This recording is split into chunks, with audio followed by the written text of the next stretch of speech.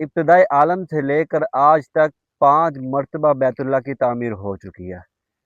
سب سے پہلی تعمیر حضرت آدم علیہ السلام نے کی۔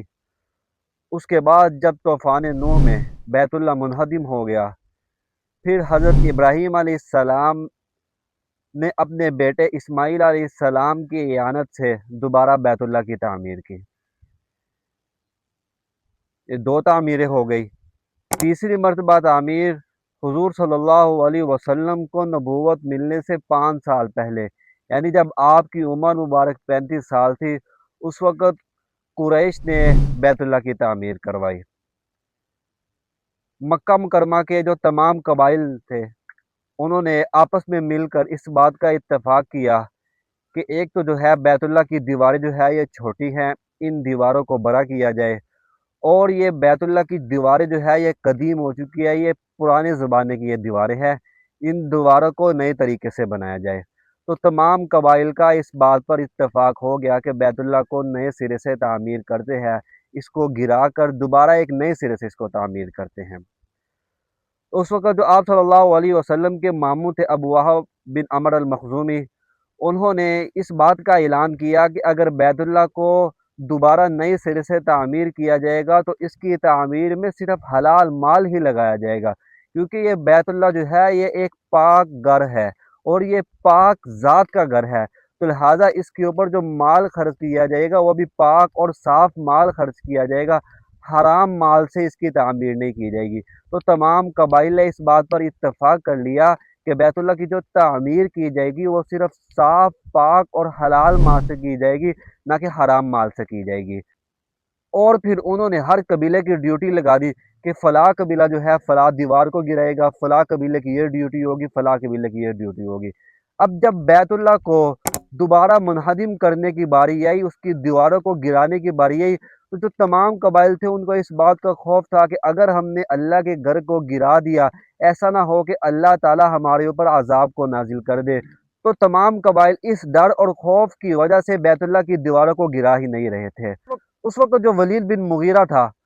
وہ سب سے پہلے نکلا، وہ گیا، اس نے اپنے ہاتھ پہ ایک پاولا لیا اور وہ جاتے وقت یہ کہہ رہا تھا کہ اللہم لا نرید الا الخیر، اے اللہ ہم تو صرف خیر کے ارادے سے ہی بیت اللہ کی دیواروں کو گرا رہے ہیں، اور اس نے جا کر سب سے پہلے جو ان کے حصے میں جو دیواریں آتی تھی اس نے اس کو گرا دیا۔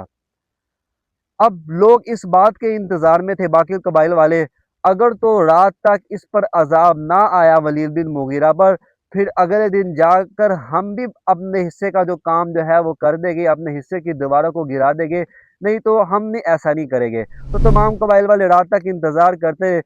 لیکن جب صبح ہوئی دیکھا کہ ولید بن مغیرہ صحیح سلامت اپنے گھر سے نکل رہا ہے اور وہ ٹھیک حالت میں بیت اللہ آ گیا ہے، تو پھر یہ بات دیکھ کر باقی قبائل والوں نے بھی بیت اللہ کی جو دیواریں تھی اس کو منہدم کرنا شروع کر دیا۔ اب بیت اللہ کی دیواریں منہدم ہو گئی، اس کو دوبارہ تعمیر کا بھی کام شروع ہو گیا۔ اب جب تعمیر کا کام شروع ہو گیا تو اس وقت جو حتیم کا جو حصہ ہے، اس حتیم کے حصے پر آ کر ان کے پاس جو حلال مال تھا وہ ختم ہو گیا، جس کی وجہ سے اس کو مکمل نہ کیا گیا، اس کو اسی حالت میں چھوڑا گیا۔ اب جو حتیم کا حصہ جو ہے حقیقت میں اصل میں یہ ہے بیت اللہ کے اندر کا حصہ ہے، لیکن قریش کے پاس حلال مال کے ختم ہونے کی وجہ سے اس کو مکمل نہ کر سکے۔ اب جب بیت اللہ کی تعمیر کا کام مکمل ہو گیا، اب جو آخری مرحلہ تھا وہ یہ تھا کہ حجر اسود کو اس کی جگہ پر رکھنا۔ اب تمام قبائل کی یہ چاہتی کہ یہ جو اعزاز جو ہے یہ ہمارے قبیلے کو مل جائے، حجر اسود کو اٹھا کر ہم جو ہے اس کی جگہ پر رکھ دیں۔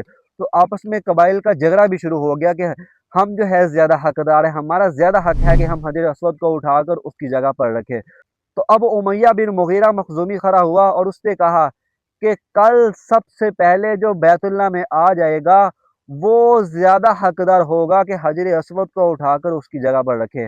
اب ابو امیہ عمر رسیدہ آدمی تھے تو لوگوں نے ان کی بات پر اتفاق کر لیا کہ کل جو ہے سب سے پہلے جو آ جائے گا وہی زیادہ حقدار ہوگا کہ حجر اسود کو اٹھا کر اس کی جگہ پر رکھے۔ اب جب اگلا دن آیا تو تمام قبائل والوں نے آ کر دیکھا کہ سب سے پہلے جو ہے حضور صلی اللہ علیہ وسلم بیت اللہ میں تشریف لے آئے۔ اب آپ صلی اللہ علیہ وسلم صادق الامین مشہور تھے، جس کی وجہ سے تمام قبائل والے اس بات پر بہت خوش ہوئے کہ ایک جو ہے سچا آدمی اور اچھا آدمی جو ہے بیت اللہ میں سب سے پہلے آگے ہے، لہذا ہم اس کے فیصلے پر متفق ہو گئے۔ تو آپ صلی اللہ علیہ وسلم نے یہ فیصلہ کیا، ایک حکیمانہ فیصلہ کیا، وہ یہ فیصلہ کیا کہ ایک چادر بچھائی جائے، اس چادر کے اندر حجر اسود کو رکھا جائے، اور جو تمام قبائل کے جو بڑے بڑے لوگ ہیں وہ آئے، وہ آ کر چادر کے چاروں اطراف سے اس کو پکڑے اور اٹھا کر حجر اسود کی جگہ کے پاس لے جائے۔ تمام قبائل والوں نے ایسے کیا، اس چادر کو اٹھا کر حجر اسود کا جو مقام تھا، جو اس کی جگہ تھی، وہاں تک لے گئے۔ پھر وہاں جا کر حضور صلی اللہ علیہ وسلم نے اپنے ہاتھوں سے حجر اسود کو اٹھایا اور اس کو اس کی جگہ پر رکھ دیا۔ یہ اس طرح بیت اللہ کی جو تیسری تعمیر تھی وہ مکمل ہو گئی۔ اب اس کے بعد حضور صلی اللہ علیہ وسلم کو جب نبوت ملی تو نبوت کے بعد آپ کی چاہت یہ تھی کہ بیت اللہ کو اپنے جد امجد حضرت ابراہیم علیہ السلام کا جو طریقہ ہے، جس طریقے پر انہوں نے تعمیر کیا تھا، اس طریقے پر ہی بیت اللہ کو دوبارہ تعمیر کیا جائے۔ ابراہیم علیہ السلام نے جو بیت اللہ کی تعمیر کی تھی وہ ایسے تھی کہ بیت اللہ کے دو دروازے تھے، ایک دروازہ جو تھا وہ داخل ہونے کا تھا، ایک دروازہ جو تھا وہ نکلنے کا تھا، اور جو حتیم کا حصہ تھا وہ سارا کا سارا حصہ جو تھا وہ دیوار کے ساتھ کور تھا، وہ سارا بیت اللہ کے اندر ہی تھا۔ تو حضور صلی اللہ علیہ وسلم کی چاہت تھی کہ اپنے جد امجد کے طریقے پر دوبارہ بیت اللہ کو واپس لایا جائے، لیکن آپ نے اس بات کے خوف اور اس بات کے ڈر کی وجہ سے کہ لوگ یہ باتیں نہ کریں کہ محمد اپنے ہی طریقے سے، اپنے ہی فیصلے سے دوبارہ بیت اللہ کو تعمیر کرتا جا رہا ہے، اس وجہ سے رسول اللہ صلی اللہ علیہ وسلم نے ایسا نہ کیا۔ لیکن جب عبداللہ بن زبیر رضی اللہ عنہما کا دور خلافت آیا تو انہوں نے واپس اس بیت اللہ کو حضور صلی اللہ علیہ وسلم کی چاہت کے مطابق، یعنی جس طرح حضرت ابراہیم علیہ السلام نے اس بیت اللہ کو تعمیر کیا تھا کہ بیت اللہ کے دو دروازے بنائے تھے، ایک دروازہ داخل ہونے کا اور ایک دروازہ نکلنے کا، اور اسی طرح جو حتیم کا حصہ تھا وہ بھی سارا کا سارا دیواروں کے ساتھ کور کر دیا گیا تھا، انہوں نے اس طریقے پر دوبارہ بیت اللہ کی تعمیر کی، اور یہ بیت اللہ کی چوتھی تعمیر تھی۔ اب پانچویں تعمیر پھر حجاج بن یوسف نے آ کر اپنے دور خلافت میں، اپنے دور میں آ کر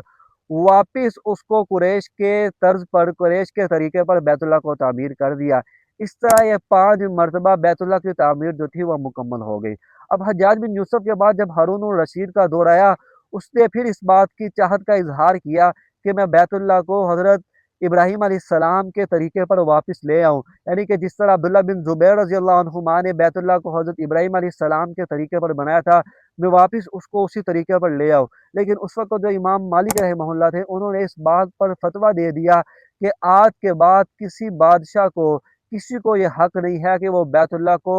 منہدم کر کر دوبارہ اس کو نئے طریقے سے بنائیں، کیونکہ اگر انہوں نے اس وقت اجازت دے دیتے تو پھر ہر بادشاہ آئے گا اور اپنی چاہت کے مطابق بیت اللہ کو تعمیر کرے گا، اور یہ بیت اللہ ایک کھلواڑ بن جائے گا، جس کی وجہ سے انہوں نے اس بات پر فتویٰ دے دیا کہ آج کے بعد جو ہے بیت اللہ کو دوبارہ تعمیر نہیں کیا جائے گا، اب یہ اسی حالت پر باقی رہے گا۔ اس کے بعد پھر بیت اللہ کے اندر کوئی تبدیلی نہیں کی گئی، بلکہ اس کو اسی حالت پر باقی رکھا گیا۔